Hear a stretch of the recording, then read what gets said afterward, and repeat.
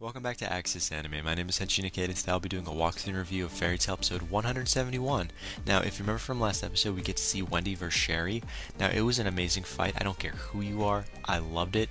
Come on, two of the cutest girls fighting, and they're super badass strong, even though technically Wendy is always the supportive character. You know, she does defense, not offense. So this was kind of new. Now, the end result being it was a tie, so that was the downside. But, you know, on the positive side, it was a great fight.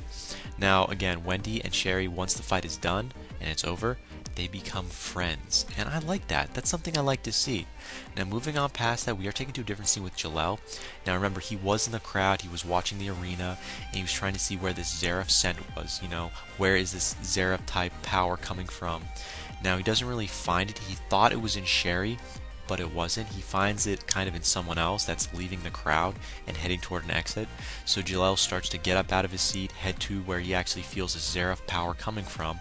However, Dornbolt is right behind him because you know what? Jalel looks kind of, I don't know, scary, a little mischievous, just someone that looks like they could do damage. So Dornbolt starts to follow him because he feels like, you know, Jalel's got something to hide.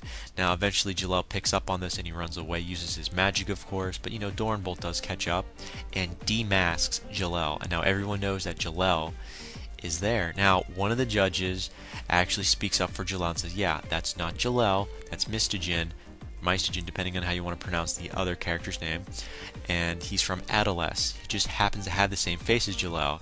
Now, you know, the judge is basically just sticking up for Jalel. They know each other. He was just doing him a favor, of course. But you know what? Dornbolt is forced to buy it because he believes it.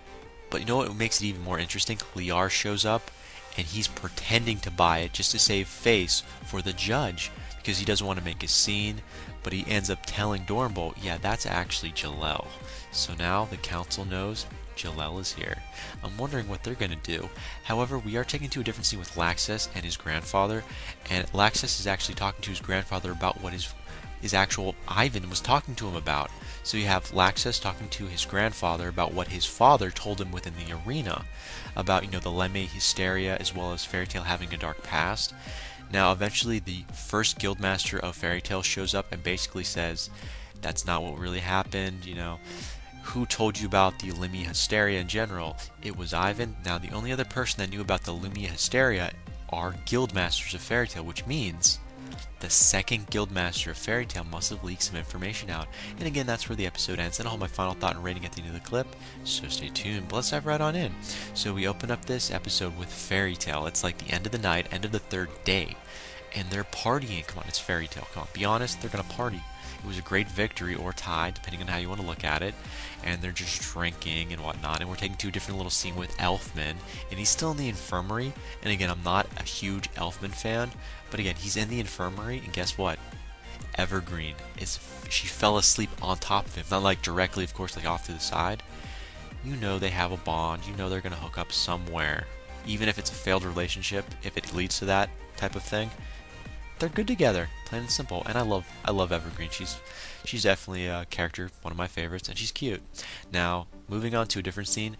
Again, we're taken back to another scene with Fairy Tail, and they're still drinking. We see Gray, we see Natsuo, we see Urza. They're having fun, and they're basically enjoying their day in general, their night in general, and that's pretty much where we ended there. I mean, nothing too special. Now, we are taken to a different scene with Sting, and he's actually, in general, he can't sleep. I don't know how else to put it, he just can't sleep. And we see his Exceed. His Exceed actually notices that, you know, okay, Sting's not sleeping, what's up? Sting basically says he has a feeling he's going to be able to fight Natsuo soon. I'm like, oh, that's an interesting feeling. I feel like I'm going to win the lottery soon. Yeah, that ain't gonna happen. But you know what? I love his feelings. I hope it comes true. However, we are taken to a different scene with Yukino. I know, I thought she was out. I wasn't expecting to see Yukino. Remember, she used to be part of Sabretooth and she was kicked out? I was like, this was a WTF moment because we see Yukino and she's being referred to as a sergeant. I'm like, wait, we don't know who she's reporting to, but she's in a new outfit and she's being referred to as a sergeant. I'm thinking she's part of the palace guards now, or at least she's working underneath the king. At least that's my theory. We don't know anything yet. However, we are taken to a different scene. The next day, guess what? It's the fourth day, and it's time for the competition. You ready for this? naval battle. I know it's supposed to be like a sea battle, has nothing to do with the Navy, naval, anything. You're just in a sphere. I know it's like a bubble-like sphere, and that has nothing to do with Navy at all, so it kind of threw me off guard.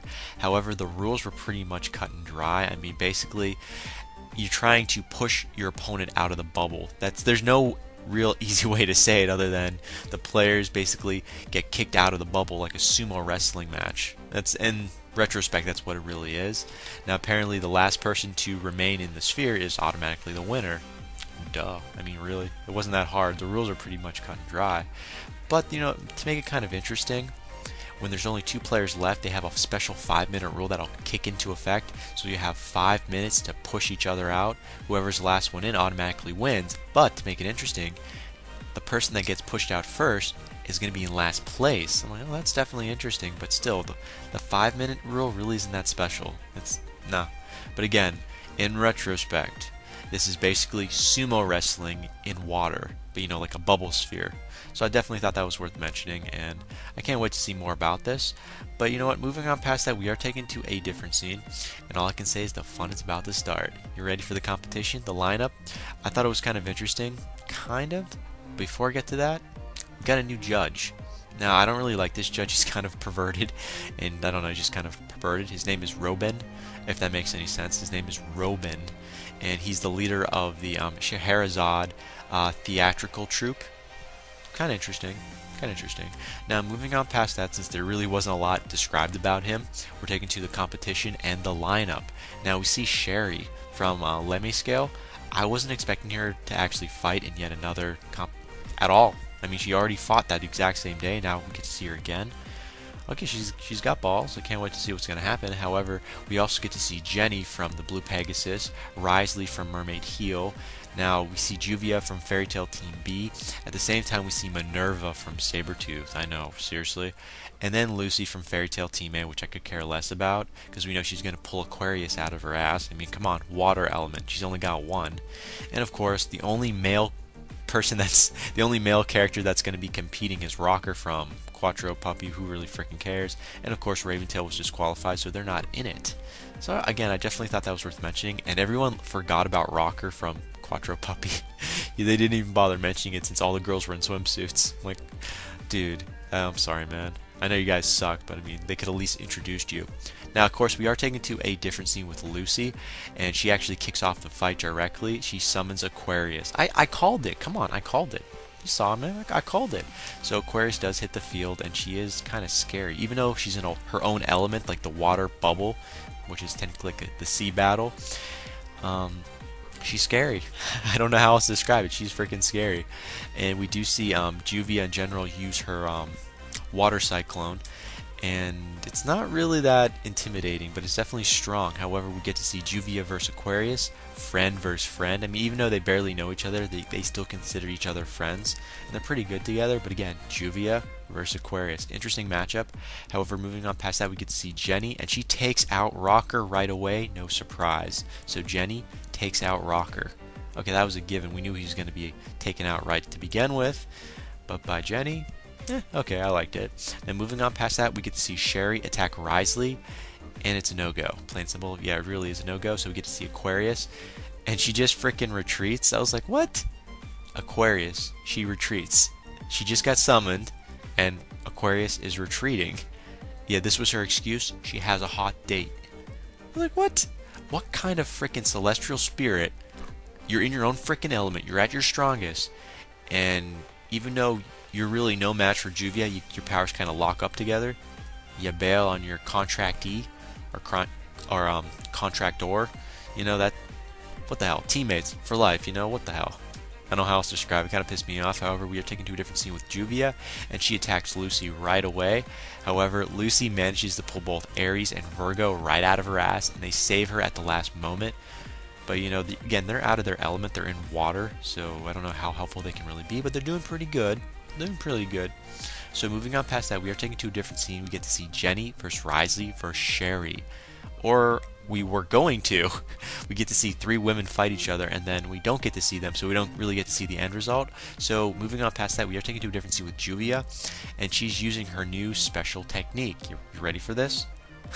Gray's Love. Seriously, it was in tribute to Gray, and he barely even noticed. He was like speechless when he saw this. Like, not in a good speechless, like in a what the fuck type of speechlessness, you know? Now, apparently, while Juvia was actually using this new special technique, it actually knocks out both Jenny, Sherry, and Risley. So, Juvia, I'm impressed. You knocked out 3 girls. I know you had it in you, but I love to see it. Seeing it is more believable. Now, moving on past that, after we find out Juvia knocks out these 3 girls, yeah, she was knocked out herself because she was paying too much attention to Gray. Because she was waiting for Gray's affection, Gray's something from Gray in general. Guess what? Minerva pushes Juvia out. Now, we don't get to see it, but Juvia is out, so she's done. So that was so sad, too bad. And again, Minerva, sneaky little SOB, did not see that coming. Now, moving on past that, now we get to see Minerva versus Lucy. Are you serious? Minerva versus Lucy? I don't see Lucy standing a goddamn chance. And to make this even more interesting, are you ready for this? The 5-minute rule takes effect. So now the clock is ticking down, making it more interesting. And basically the first one that gets kicked out is now going to be in last place. So it's definitely getting a little more intense in my opinion. However, we are taking to a different scene with Minerva, and she attacks Lucy right off the bat, and she steals, yeah, Lucy's keys. This is the first thing I would have done. If that was me, I would have took Lucy's keys to begin with. Without Lucy's keys, Lucy is pathetic. She has no real power. I mean, seriously, what are Lucy's power? Technically, she has one of those celestial spirit weapons, but remember, she's in a swimsuit. She has no weapons on her except for her keys. So now Lucy is pretty much fucked. I don't know how else to describe it. Come on. Lucy, no keys, fucked. Plain and simple. I went there. I think I did go there. But anyways, we do see Minerva steal Lucy's keys and basically kick around Lucy, punching her using, looks like heat. I don't want to say heat magic, but she's using like what appears to be heat, and she's using cheap shots, punching her around, and I like it. I like it a lot. However, we are taking to a different scene with Lucy, and now she's being supportive of herself. She's doing a supportive monologue. This is Lucy. She's acting like Natsuo, saying, yeah, I'm not going to give up. I'm like, bitch, sit down, you're done. You got nothing. What do you got? Nothing. Plain simple. And eventually the clock does run down. However, Minerva keeps attacking, and I thought this was very tasteless, even for me, because I mean, it's done. You've won. What else is there to prove? That Sabretooth is just more stuck up? Yeah, I think so. They're stuck up, definitely. However, Minerva keeps trying to knock Lucy out of the bubble, but she pulls her back in just to beat the shit out of her, trying to prove a point that Sabretooth is better, or at least she's better in general, and it's not going so well. In fact, we are taken to a different scene with the captain of the guards, Arcadia, and he basically tells the judge, stop the competition, it's done. Save Lucy, you know, she's a celestial spirit, he needs her for his project, so he tells the judge, stop the competition, it's done. So the referee actually ends the competition. He throws his flag up, you know, we're done. Yeah, Minerva, you're the winner. I'm like, okay, but it's not done. Minerva is still fighting Lucy in general. She actually pushes Lucy out of the bubble and grabs her by the neck, and then we see Natsuo bolting to try to save her, and again, that's where the episode ends. As for final thoughts, okay, first of all, Minerva, what the hell crawled up you and died? I mean, seriously, you won. Drop the bitch and walk away. I know Lucy is a fairy tale member, but I don't like her. But even if I don't like her, leave her alone. The match is done. You got nothing to prove. With that, you're a bad person, even more than what we thought you were. Hey, it's working, trust me. Now, moving on past that, I'm still curious what Arcadia's real goal is with this project and why he really needs Lucy. I mean, we really don't know. And I'm curious because, you know what? Now that Yokino, now that she's back, we have no idea if she's working for, you know, the king or not. She's now a sergeant, but we don't know for who. The palace, a guild. I wouldn't think it would be for another magic guild because magic guilds really don't have ranks, at least none that we've seen. So it has to be for the palace probably. But I'll throw in one more final thought. Sting and Rogue. What is going to be your next move for the next day? We really don't know. Are you going to be in the next matchup? I hope so. But again, that ends it for my final thoughts. As per my rating, okay, I gave this a 3.5 out of 5, mostly because there really was no fight that caught my attention or my own eye, or eyes in general. I botched that up on purpose. But you get what I'm talking about. I mean, the fight, the competition, wasn't worth it in my opinion. Minerva kind of fucked that up for me, so I did not enjoy it at all. Although I did like seeing Aquarius versus Juvia. That was definitely a great matchup. But was there any new information? Not really. No. None. Other than last place Fairy Tail teammate came in, and first place obviously was Sabretooth. Was there any romance, drama? Kind of drama, not so much as romance, because the drama was seeing Minerva beat the shit out of Lucy and then push it a little beyond after the competition ended. So she's kind of trying to make a statement, and I can't wait to see what's going to happen, if Natsuo is going to beat the shit out of her or not, because I can actually see Natsuo hitting a girl. He is that tempted to do it. If the person's that powerful enough, I think he'd do it. But again, final rating, 3.5 out of 5. But again, that is it for my walkthrough review of Fairy Tail episode 171. But definitely comment down below, let me know, thumbs up, thumbs down, definitely subscribe, check me out on Twitter, and follow me if you like. But let me know what you thought of this episode, and let me know what you think's gonna happen in the next episode that's coming out. But again, guys, that ends it for now, and I gotta hit the bricks, I gotta go. And before I go, I gotta say it, and I always say it, you can't stop the access, but you can watch the feed. I'll see you later, guys.